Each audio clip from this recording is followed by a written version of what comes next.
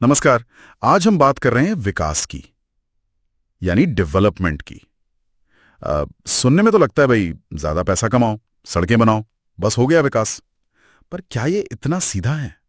नमस्कार। हाँ, ये एक आम सोच है, लेकिन असल में विकास कहीं ज्यादा पेचीदा चीज है। जैसे हमारे स्रोत विकास की जटिलताएं बहुआयामी दृष्टिकोण में बताया गया है, ये कोई सीधी रेखा नहीं है। सीधी रेखा नहीं है, मतलब इसमें कई मोड़ हैं, कई परतें हैं। बिल्कुल, इसमें कई परतें हैं, कई समझौते करने पड़ते हैं, और हाँ, अलग अलग लोगों के नजरिए भी बहुत अलग होते हैं। तो चलिए कोशिश करते हैं इन परतों को थोड़ा खोलने की। ठीक है, तो पहली बात तो शायद यही है कि विकास सिर्फ पैसों के बारे में नहीं है। हाँ, बिल्कुल नहीं। ये सिर्फ आय या जीडीपी बढ़ाने तक सीमित नहीं है। इसमें आपकी सेहत कैसी है, आपको शिक्षा मिल रही है या नहीं, समाज में बराबरी है या नहीं, औरतों को न्याय मिल रहा है, आपको आजादी कितनी है, पर्यावरण कैसा है, ये सब कुछ विकास का हिस्सा है। अच्छा, इसका कोई उदाहरण दे सकती हैं आप? जैसे कहीं ऐसा हुआ हो? जरूर, केरल को ही देख लीजिए। वहां प्रति व्यक्ति आय शायद कुछ दूसरे अमीर राज्यों से कम हो, लेकिन आप वहां सेहत के आंकड़े देखें, साक्षरता दर देखें, वो कई अमीर राज्यों से कहीं बेहतर है। हाँ, ये तो है। तो ये साफ दिखाता है कि सिर्फ पैसा ही विकास का पैमाना नहीं हो सकता। जीवन की गुणवत्ता वो ज्यादा मायने रखती है। सही बात है। अच्छा, और एक और बात, शायद ये कि हर किसी के लिए विकास का मतलब भी अलग होता है। जैसे मेरी जरूरतें आपसे अलग हो सकती हैं। सही पकड़ा आपने, बिल्कुल। सोचिए ना, एक किसान है, उसके लिए विकास का मतलब है कि उसे सिंचाई के लिए पानी मिले। हाँ, सही। वहीं शहर में कोई मजदूर है, वो चाहेगा कि उसे अच्छी मजदूरी मिले, काम की सुरक्षा हो। और मान लीजिए कोई सड़क बन रही है। हाँ, तो वो सड़क किसी ट्रक वाले के लिए, ट्रांसपोर्टर के लिए तो बहुत बढ़िया है, उसके लिए तरक्की है। लेकिन सोचिए उस गांव वाले का जिसकी जमीन उस सड़क में चली गई। हाँ, उसके लिए तो ये नुकसान है, चिंता की बात है। बिल्कुल। उसके लिए तो ये विकास शायद अच्छा ना हो। तो यहीं से वो हितों का टकराव शुरू होता है। हितों का टकराव मतलब एक समूह का फायदा दूसरे का नुकसान बन जाता है। हाँ, और ये बहुत होता है। जैसे बड़े बांध बनाने का उदाहरण लीजिए, उससे शहरों को, इंडस्ट्री को बिजली मिलती है। ये विकास का एक रूप है। हाँ, जरूरी भी है। लेकिन दूसरी तरफ वो हजारों परिवार हैं जिनके गांव, जिनकी जमीनें सब उस बांध के पानी में डूब जाते हैं। उन्हें विस्थापित होना पड़ता है। तो सवाल उठता है कि ये विकास किसके लिए और किसकी कीमत पर? यही सबसे बड़ा सवाल है। और ये सिर्फ अलग अलग लोगों के बीच की बात नहीं है। एक और बड़ी दुविधा है आज के फायदे और आने वाले कल के बीच संतुलन बनाने की। हाँ, जिसे हम सस्टेनेबिलिटी या टिकाऊपन कहते हैं ना। जी, क्या हम आज अपनी जरूरतें पूरी करने के लिए भविष्य को खतरे में डाल रहे हैं?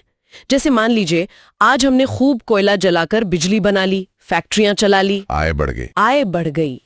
लेकिन इसका असर जो जलवायु परिवर्तन पर होगा, उसका क्या?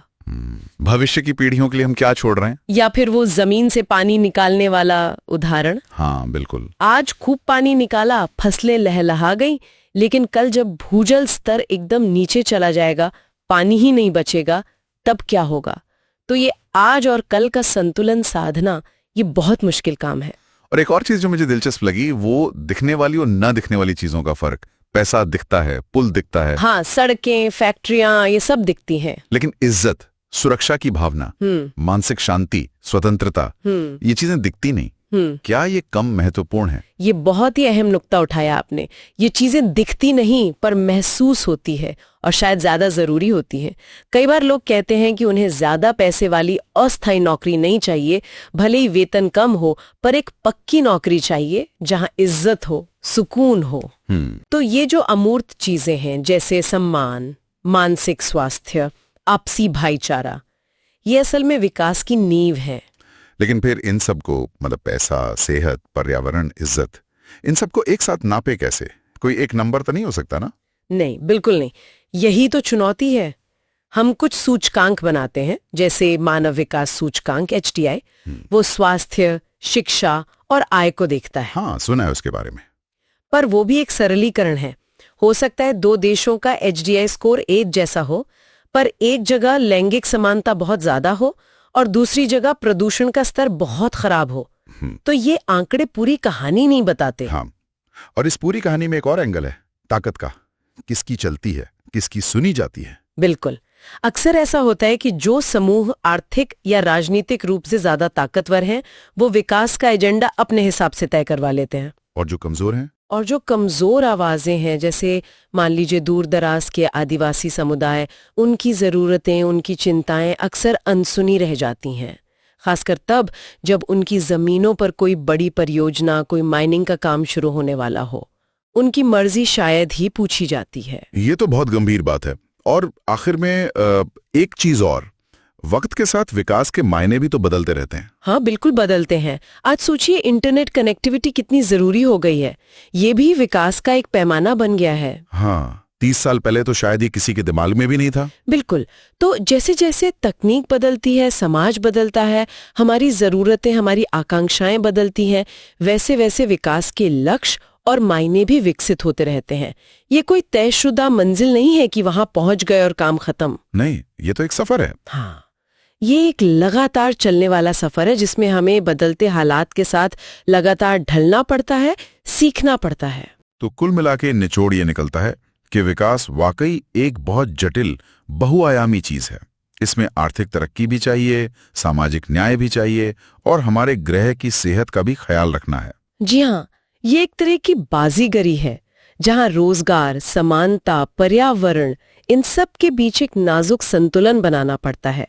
और ये संतुलन हमेशा एक जैसा नहीं रहता, बदलता रहता है।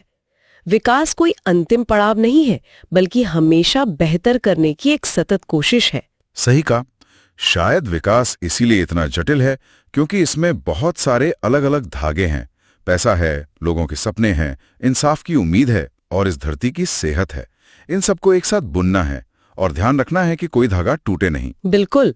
कोई भी एक धागा अगर नजरअंदाज हुआ या टूट गया तो जो तरक्की का पूरा ताना बाना है वो कमजोर पड़ जाता है। और इसी के साथ हम अपने श्रोताओं के लिए एक सवाल छोड़ जाते हैं। हाँ, जरूर।